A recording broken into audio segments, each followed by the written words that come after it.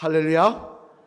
오늘은 이때를 위함이 아닌지라는 제목으로 하나님의 말씀을 대언하도록 하겠습니다. 미국의 작가 중에 존 프라이스라고 하는 작가가 있습니다만, 그의 글 중에 미완성의 비유라고 하는 아주 짧은 글이 있는데, 그 글의 내용에 보면 이런 글이 적혀 있습니다. 한번 들어보시길 바랍니다. 한 남자가 결혼을 했습니다. 그는 신혼여행이 끝나자마자 사라져 버렸습니다. 그러다가 몇 달 후에 나타난 남자를 보고 신부는 몹시 화를 내었습니다. 그러자 남자는 말했습니다. 왜 화를 내시오? 내가 분명히 결혼을 했고 분명히 사랑한다고 말도 했고 매주 수표도 보내었는데 무엇이 더 필요한 것이오? 한 청년이 군대에 들어갔습니다. 입대하여 충성서약을 마친 후 청년은 사라져 버렸습니다. 그러다 그를 잡으러 온 헌병에게 체포되었을 때 청년은 고함을 치며 말했습니다. 나는 15살 때부터 총을 쏘아 보았다고요. 전쟁이 나면 그때 나를 부르세요. 나 총 쏠 줄 아니까 전쟁 나면 그때 부르세요. 여러분, 만약 우리 주변에 이런 사람들이 있다고 한다면 여러분들은 뭐라고 하시겠습니까? 그들을 보고 자신의 역할을 다하는 책임감이 있는 훌륭한 남편이라고, 또 훌륭한 군인이라고, 내가 그 사람에게 우리나라를 맡기겠다고, 내 안부를 맡기겠다고 말할 수 있겠습니까? 그러면서 작가는 마지막으로 이런 글을 적고는 나머지는 빈칸으로 두어 독자인 우리들 스스로가 자신의 이야기를 적어보라고 하고 있는데, 그 마지막 글이란 이런 글이었습니다. 한 사람이 예수님을 믿기로 했습니다. 그리고는 빈칸으로 놔뒀습니다. 즉 내가 예수님을 믿기로 하였는데 그 다음은 어떻게 살고 있는지 자신의 이야기를 적어보라는 것입니다. 여러분은 만약에 이 글을 여러분에게 주어지고 여러분이 그 빈칸을 적는다면 그 빈칸에 뭐라고 적으시겠습니까? 만약에 그 다음을 그저 세상 사람들처럼 명품 가방이나, 저는 명품이란 말이 참 마음에 안 받습니다. 사치품이죠. 이름만 바꿔놓은 거죠. 사치품 가방이나 사치품 옷 못 가져서 안타까워하고, 또 그저 친구들과 어울려 놀려 다니는 일이나 내 욕심 채우는 일에 열중하며 그것이 우리 삶에 있어 기쁨이고 삶의 보람이라고 여기며 살고 있는 것으로 채워야 한다고 한다면, 그런 우리가 하나님 앞에서 자신의 역할을 다하는 책임감 있는 하나님의 백성, 예수님의 제자, 그렇게 말을 할 수가 있겠습니까? 여러분, 신앙은 분명한 결단이라는 사실을 우리는 알아야 합니다. 신앙이란 뭐냐? 그리스도인이란 뭐냐? 세상을 선택하기보다는 예수님을 선택하기로, 세상 사람들처럼 살기보다는 예수님처럼 살기로 결단한 사람들이 바로 그리스도인이라는 것입니다. 그런 면에서 오늘 본문의 말씀에 보면 이런 결단에 대해 다시 한번 생각해 보게 만드는 사람이 나오는데, 그녀는 바로 바사 왕국의 왕비였던 에스더였습니다. 바사 왕국이라고 하면 우리가 쉽게 말하면 페르시아죠. 페르시아, 아라비안 나이트, 그 페르시아의 왕국의 왕비였던 에스더였습니다. 오늘 보면 16절 말씀 앞을 보시며 한번 같이 읽어보시겠습니다. 시작. 당신은 가서 수산에 있는 유대인 금식하되 밤낮 3일을 먹지도 말고 마시지도 마소서. 나도 나의 시녀와 더불어 이렇게 금식한 후에 규례를 어기고 왕에게 나아가리니 죽음은 죽으리라 하니라. 아멘. 무슨 말씀입니까? 참 유명한 말씀이죠. 죽음은 죽으리라. 왕에게 나아가리니 죽음은 죽으리라. 즉 이는 지금 에스더 왕비가 동족인 유대인들이 당면한 위기를 해결하기 위해 직접 자신이 왕에게로 나아가서 이 문제를 이렇게 말씀드리겠다, 왕에게 건의하겠다라는 이야기인데, 문제는 그 왕에게 나아가는 것이 쉽지가 않더라는 거예요. 잘못하면 왕비인 자신이 죽을 수도 있더라는 거예요. 왜냐하면 그 당시 이 바사 왕국 페르시아의 법이 어떤 법이냐, 아무리 왕비라고 할지라도 왕이 나오라라고 하는 명령을 하지 않은 상태에서 마음대로 왕께 나아갔다가는 왕이 그 갖고 있는 이 봉을 내밀어서 그 봉을 붙잡게 해주지 않으면 죽임을 당할 수 있었기 때문이었습니다. 그러니까 다시 말해 왕에게 나아가는 게 내 마음대로 왕비라고 해도 나아가고 싶다고 마음대로 나가는 게 아니라는 거예요. 왕이 허락이 있어야 된다는 거예요. 아니면 왕에게 나아갔을 때 왕이 자기가 있는 봉으로 손을 내밀어서 그 봉을 붙잡게 해줘야 살 수가 있다는 이야기예요. 그렇다면 지금 왕비가 내가 죽으면 죽으리다 라고 하면서 나아가는 것은 무슨 이야기입니까? 목숨을 걸고 도박을 하고 있는 거예요. 잘못하면 자기가 죽을 수 있는 일이에요. 하지만 그럼에도 불구하고 에스더는 그 길을 선택하고는 자신이 그렇게 하겠다고 결단을 하고 있는 모습을 보여주고 있습니다만, 그렇다면 여러분, 도대체 무엇이 에스더로 하여금 이런 결단을 내리게 한 것일까요? 도대체 어떤 내용이 에스더로 하여금 이 어려운 결단을 과감하게 선택하게 하여 자신의 기득권을 포기하고 하나님의 위를 위해 자신의 삶까지도 헌신하도록 그렇게 만든 것일까요? 바라기는 오늘은 이 말씀을 살펴봄을 통해 저와 여러분들도 에스더와 같은 결단의 삶을 살아가시는 그런 복된 주의 성도들, 그런 복된 그리스도인들, 하나님 소망 가지시고 바라보시는 그리스도인들이 되시기를 주님의 이름으로 간절히 축원을 드립니다. 그러면 에스더가 한 여인의 몸으로서 어떻게 이렇게 어려운 결단을 할 수 있었는가? 그 내용을 한번 생각해 보면요, 먼저 첫째로 앞을 보시며 같이 한번 읽어보시겠습니다. 시작. 지금까지의 자신의 삶의 여정이 하나님께서 자신을 쓰시고자 하는 가정임을 깨달았기 때문이었습니다.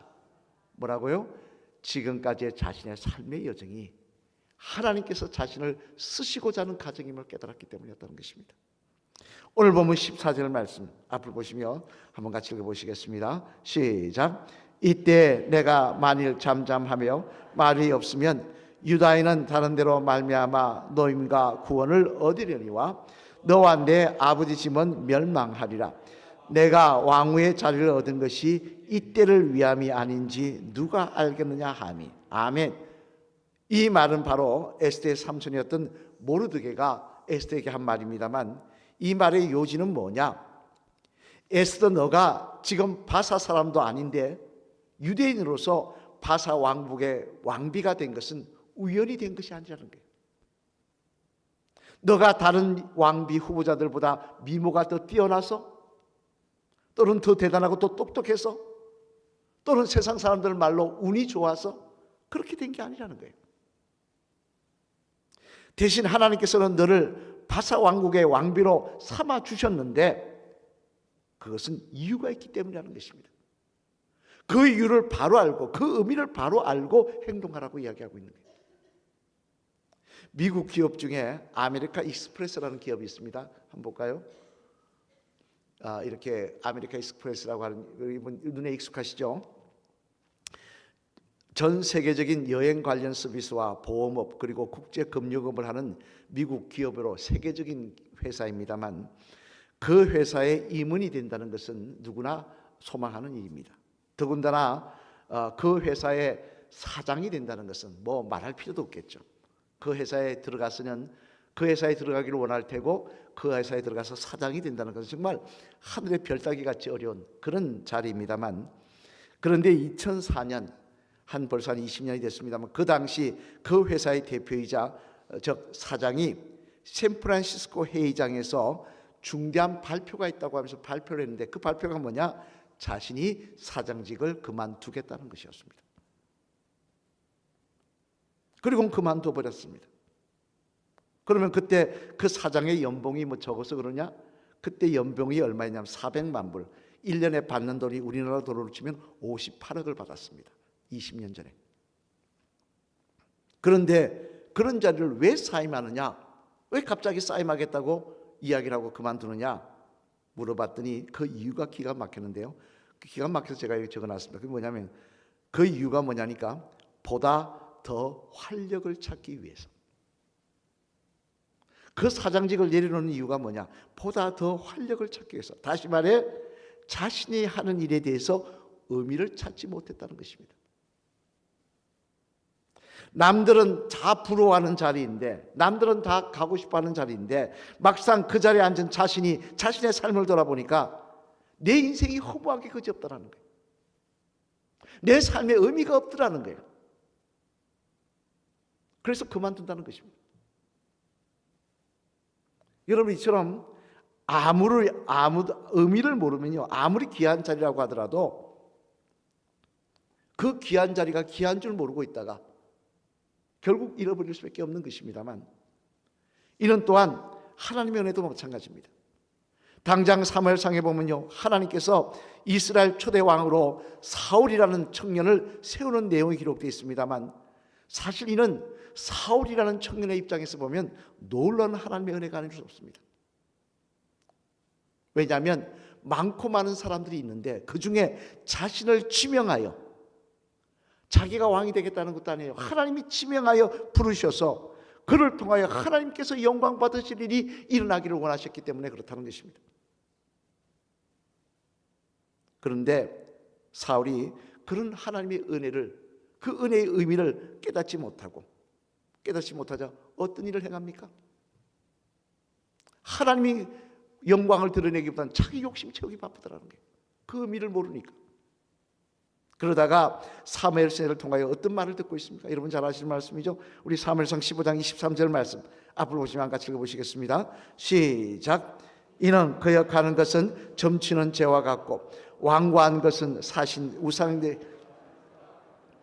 왕이 여호와의 말씀을 버렸으므로 여호와께서 왕을 버려 왕이 되지 못하게 하셨나이다 하니. 아멘.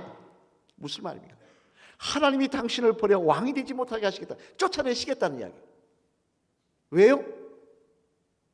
왜 하나님이 당신을 왕으로 세우는지 그 의미를 모르니까 엉뚱하게 행동하다가 결국 쫓겨나고 있더라는 것입니다. 이런 동안 예수님의 제자 중에 12제자도 마찬가지입니다.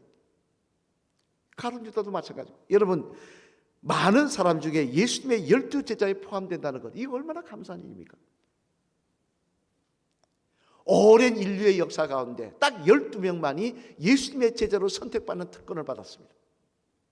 이는 이 땅에서 뿐만 아니라 천국에서도 영원히 빛날 자리입니다. 그런데 그런 놀라운 은혜를 누렸는데 그 가운데 가룟 유다는 어떻습니까? 그 하나님의 놀라운 은혜와 그 역사의 의미를 모르더라는 거예요. 이게 도대체 얼마나 큰 은혜인지 모르더라는 거예요. 그러니까 어떻게 됩니까? 우리 마태복음 26장 15절 말씀 앞으로 오시면 같이 읽어보시겠습니다. 시작. 내가 예수를 너희에게 넘겨주리니 얼마나 주리냐 하니 그들이 은 30을 달아주고는. 아멘. 무슨 이야기입니까? 예수님의 사역에 대해서 불평하다가 결국 하나님의 아들이신 예수님을 은 30냥에 팔아버리고 있더라는 거예요. 내가 지금 어떤 은혜를 받았는지, 나에게 주는 은혜의 의미를 모르니까 어떤 짓을 해가고 있느냐? 그 귀중한 생명의 길에서, 그 귀중한 영원히 빛날 그 자리에서 은 30냥에 예수님을 팔고는 목매달아 자살하는 그런 인생이 되고 말더라는 것입니다. 따라서 여러분, 저와 여러분들은 우리들에게 베푸신 하나님의 은혜와 그 의미를 무엇보다 잘 알고 주님을 따라가야 합니다. 왜 하나님께서 나를 많은 사람들 가운데 택하셔서 하나님의 자녀로 삼으셨는지, 왜 하나님께서는 지금까지 나의 인생길에 동행하여 주셨는지 그 의미를 잘 알아야 합니다. 그래야 엉뚱한 일 하지 않냐고, 허송세월 하지 않냐고, 하나님께 영광 돌리는 복된 삶을 살 수가 있을 것입니다만, 그렇다면 왜 하나님은 내 삶에 관심을 가지시고 제 많은 인생을 포기하지 아니하시고 예수님을 통하여 하나님의 자녀를 삼아주신 것일까요? 왜 하나님은 하나님을 실망시킬 때도 많은 저와 여러분들을 버리지 아니하시고 오늘까지도 우리의 삶을 붙잡아 주시고 인도하고 계신 것일까요? 그 이유가 무엇일까요? 그것은 저와 여러분들을 사랑하시기 때문이기도 하지만 더 나아가 우리를 쓰시고자 하시는, 우리를 사용하고자 하시는 하나님의 놀라운 뜻이 있기 때문에 그렇다는 것입니다. 저와 여러분들을 통하여 하나님의 뜻을 이루고자 하시는 하나님의 계획이 있기 때문에 그렇다는 것입니다. 갈라디아서 5장 22절 23절 말씀에 보면 우리들에게 이렇게 말씀하십니다. 이 말씀 한번 같이 읽어보실까요? 시작. 오직 성령의 열매는 사랑과 희락과 화평과 오래 참음과 온유와 절제니 이 같은 것을 금지할 법이 없느니라. 아멘. 무슨 말씀입니까? 하나님의 뜻과는 상관없이 가는 이 세상, 강팍하고 악하고 어두운 이 세상, 이 어두운 세상 속에서 하나님이 원하시는 열매를 맺는 모습으로 쓰임받기를 원하셔서 우리를 세우셨다는 거예요. 사랑이 메말라가는 세상 속에서 사랑하며 살고,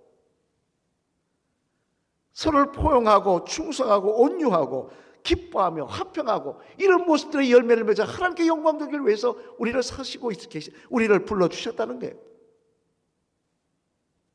또한 사도행전 1장 8절의 말씀, 이 말씀 한번 같이 읽어보실까요? 잘 아시는 말씀이죠. 시작.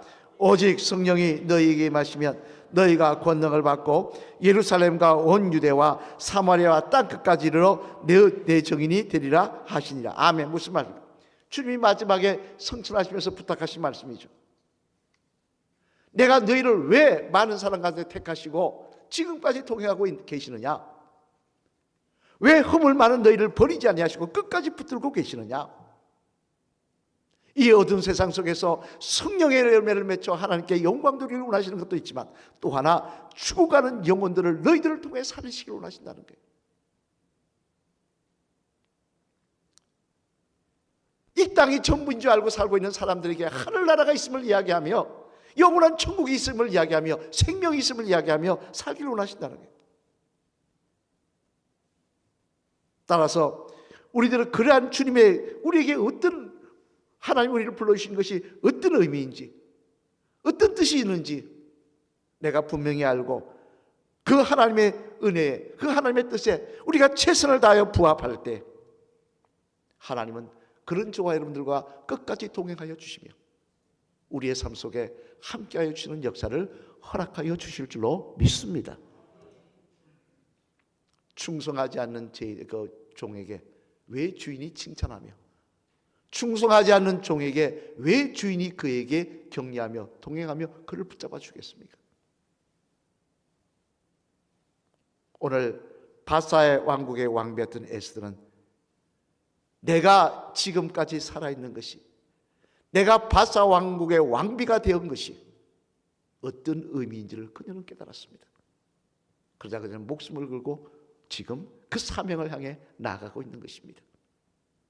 바라기는 오늘도 우리 삶 속에 허락하신 하나님의 은혜가, 그 은혜의 의미가 무엇인지 바로 깨달아서 매일 핑계대며 매일 주여 딴 것 바라보며 사는 인생이 아니라 오늘도 하나님 기뻐하신 위에 달려가시는 저와 여러분 되시기를 주님의 이름으로 간절히 축원을 드립니다. 둘째로는 또 왜 에스더가 그 자리에 나아갈 수 있느냐, 죽으면 죽으리다 할 수 있느냐, 우리 한 가지 읽어보시겠습니다. 시작. 지금 있는 이 자리가 바로 자신이 쓰임받아야 할 자리임을 깨달았기 때문이었습니다. 바로 지금 이 자리가 자신이 쓰임받아야 될 자리임을 깨달았기 때문이었습니다. 우리 다시 한번 오늘 본문 14절 말씀 같이 한번 읽어보시겠습니다. 시작. 이때 내가 만일 잠잠하여 말이 없으면 말미암아 노인과 구원을 얻으려니와 너와 내 아버지 집은 멸망하리라. 내가 왕후의 자리를 얻은 것이 이때를 위함이 아닌지 누가 알겠느냐 하니. 아멘. 무슨 말씀입니까? 이때를 위함이 아닌지 누가 알겠느냐. 즉 하나님이 자신을 쓰시기 위해 있어서 자신의 삶을 인도하시는데, 그 쓰임 받을 때가 언제냐? 바로 지금이라는 것입니다. 이때라는 거예요. 하지만 여러분, 앞에서도 살펴보았듯이 지금 상황은 좋은 상황이 아니었습니다. 왜냐하면요, 반란이 있다는 이야기를 듣고 왕이 진노하여서 그 반란의 수괴가 유다인인 줄 알고 다 죽이려고 하는 상황이었습니다. 그렇다면 괜히 왕의 허락 없이 왕 앞에 나가서 유대인들의 이야기를 하는 것은 에스더 왕비에게서는 결코 좋은 일이 아니었습니다. 어리석은 일이었어요. 따라서 하나님 쓰시겠다는 것은 압니다. 하지만 지금은 낯설 상황이 아닙니다.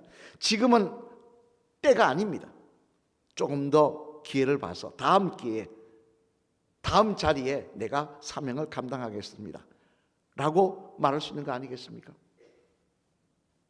내가 볼 때 지금 나가는 건 현명하지 않습니다. 지금 하는 것은 어리석은 일입니다. 내가 다음에 하겠습니다. 그럴 수 있는 거 아니겠습니까?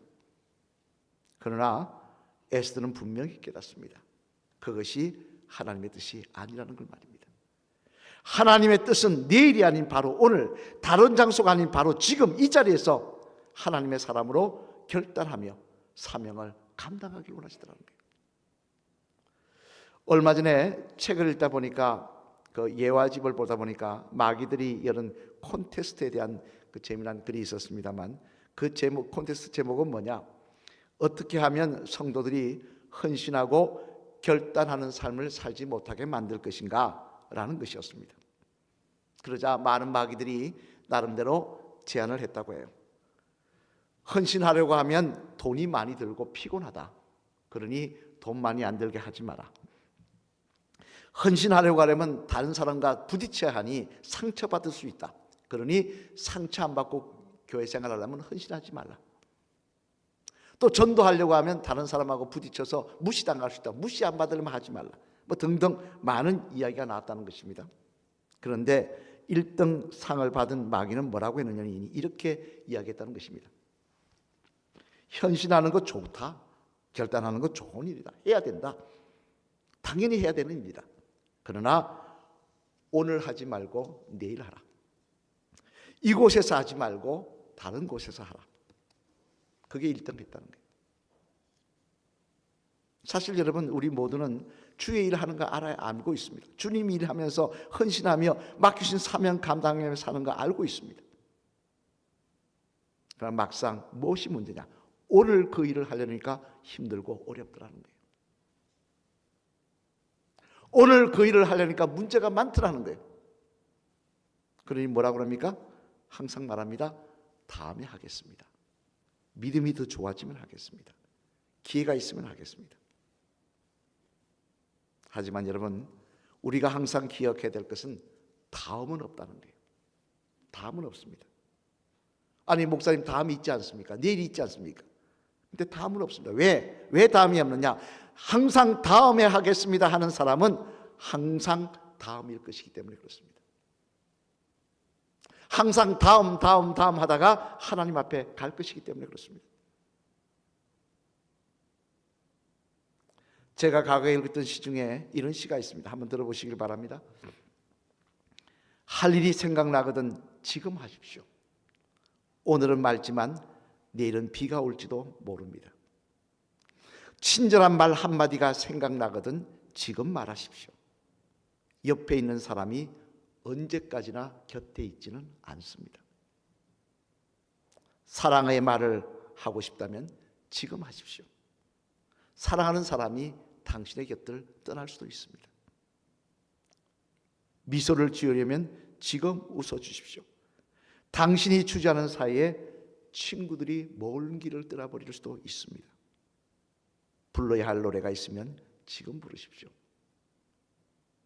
노래 부르기엔 이미 늦었을 수도 있습니다.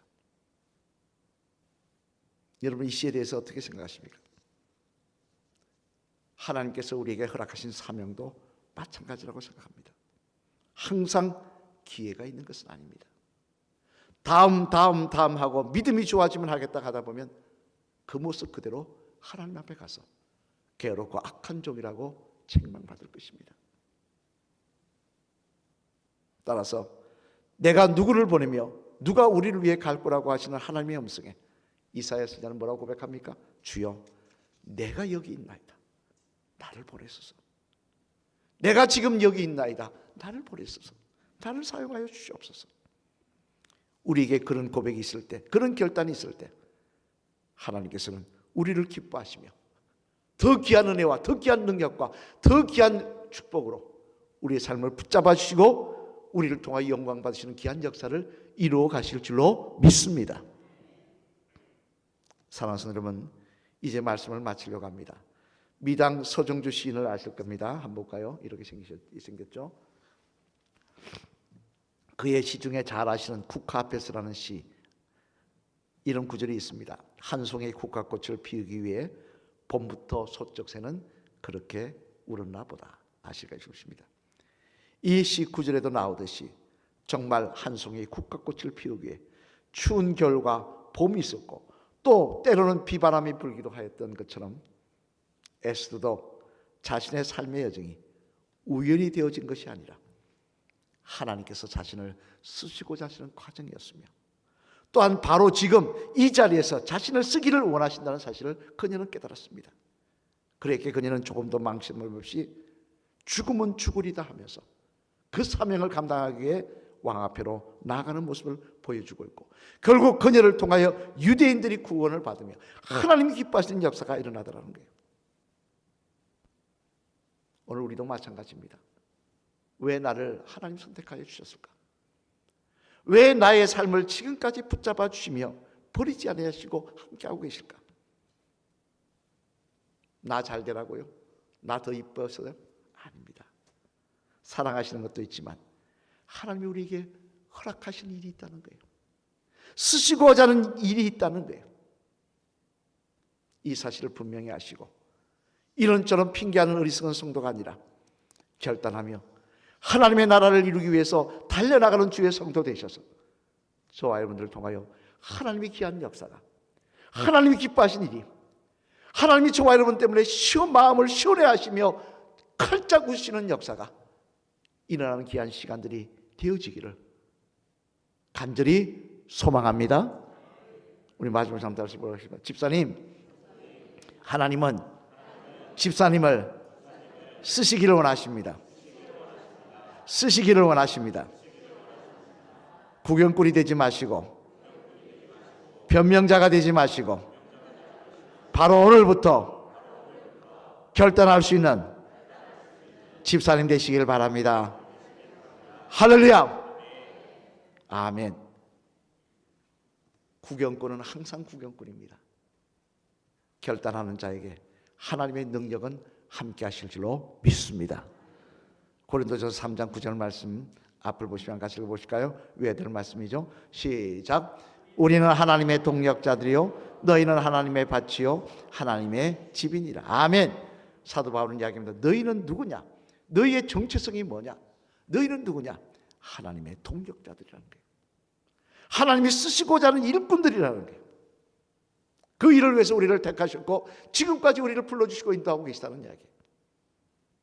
이 말씀을 분명히 기억하시고 오늘도 하나님의 나라를 확장을 위해 하나님 영광 받으실 일을 위해 열심히 달려나가시는 결단 있는 주의 성도들 다 되시기를 주님의 이름으로 간절히 축원을 드립니다.